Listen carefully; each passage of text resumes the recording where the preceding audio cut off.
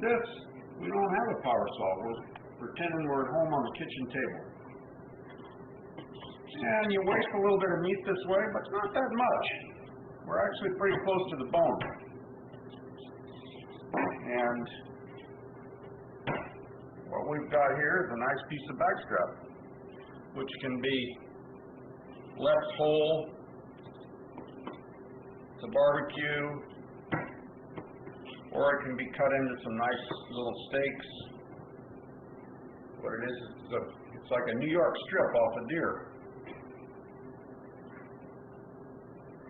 I'm going to take the other side off, which is just basically the same. You're just following the bone as close as you can and not doing too much stabbing. Just keep everything close to the bone and try not to hack everything up. And so there you go. You've got a little, like I say, a little bit of waste, but not bad. It's way better than, like I said, if you put things off and had to find a shop to take this to. The deer would spoil while you did that. So we're just doing things at home, and it's just fine. All right, let's see. We can continue on. We can get the other part of the backstrap, which is a more substantial part. And that's the part that's attached to the front half of this. And we'll start up here on the neck end. And just like on that other part, you're going to feel for that backbone, and you know you're going to have to go down each side of that with your knife. And it's time to steel the knife because it feels a little bit dull. And here we go. We're down one side.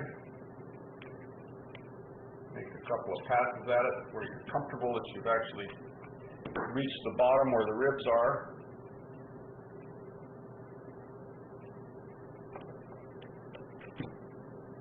And this part up here on the neck is where it's going to look like you're wasting the most meat, but like I say, it's way better than you find that you take this to a pro, you're going to waste quite a bit, but you're not going to see it.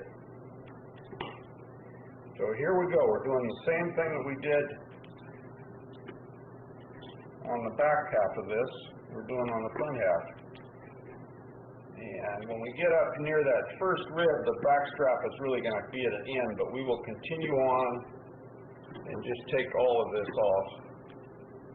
Even though it's not all backstrap, it's all meat that has to go off. And what you'll find when you're taking the bones out of any animal is you don't want to take it off in little pieces. You want to take it off in big pieces, because when you're taking it off in big pieces, the weight of that big piece is helping you. It's helping you pull it away from the bone.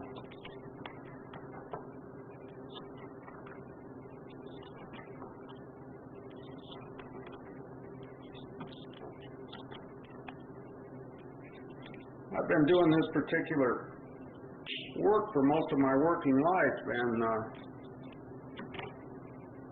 some people call it an art, but I don't think it's an art, because to call somebody an artisan butcher has got to be the original oxymoron, and we're not doing that. This is just butchery, but it's important stuff. It's good to know. And here we go. Now you can pick away at this stuff. There's some stuff in here that shouldn't even be here. That should have been taken off, but I didn't skin this deer. And you can pick away at this, and you can get some other meat for grind. But you're probably just good enough just to leave this as is. And now we want to go after that back strap.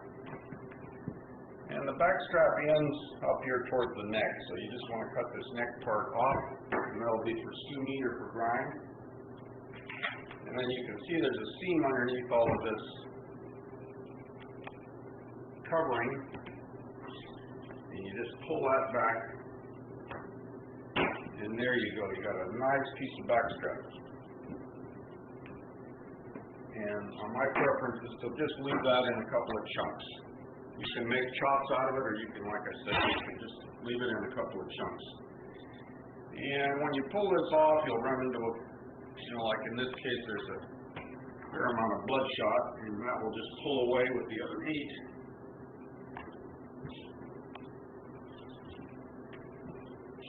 Here we go.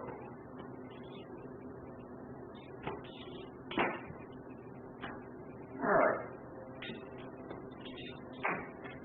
Let's see, we can continue on with these two back legs. I think that's a good place to go from.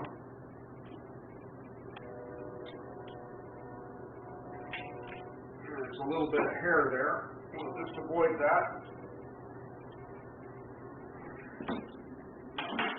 And the way you get these two legs apart, let's see, where am I? The way you get these two legs apart is to continue with that same program that we had before. You find the center part of the deer, the backbone, and you go down both sides of it. You go down until you just hit the bone at the bottom. And then you turn it over. You can either cut this with a handsaw, or you can reach your knife in here and find that there's a little give in that pelvic bone, and you can. Now we're going to use a handsaw, at least to get this started.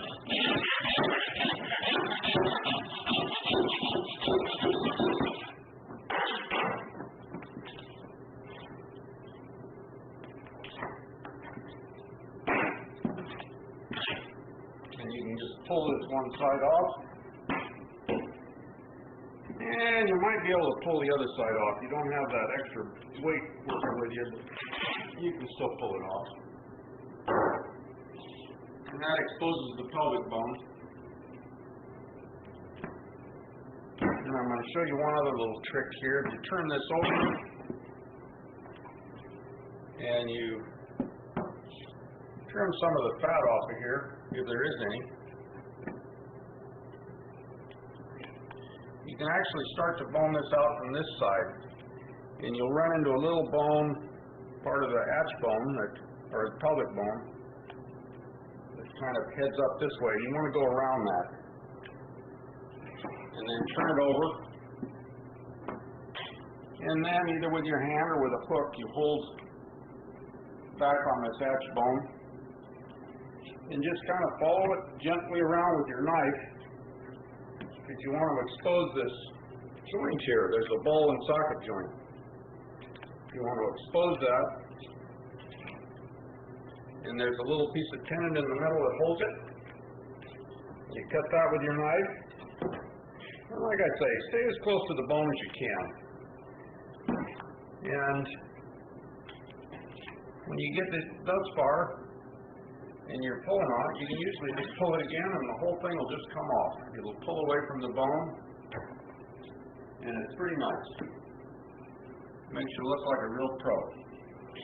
And the next thing you want to do is divide this leg up into the components you will use to make steaks. And this part on the inside is the tenderest part of the back leg, or one of the tenderest parts. And if that were a beef, that would be called the top round. And what you want to do is you want to set your knife on the top of this femur. That's where this joint comes out. That's the femur bone. You want to set your knife on there just so it sits on top of there, and then hold it at a pretty flat angle and pull it right back to where the shank is. And there you can see that the femur is exposed, and you can start to see the seam that runs between the top round and the bottom round. And what you do is just follow that around with your knife, and there you go. You've got a piece of top round, which is a nice muscle. You can save that for jerky, or you can make some nice steaks out of it. We'll cover that in another segment or another time. But that's a nice piece of meat.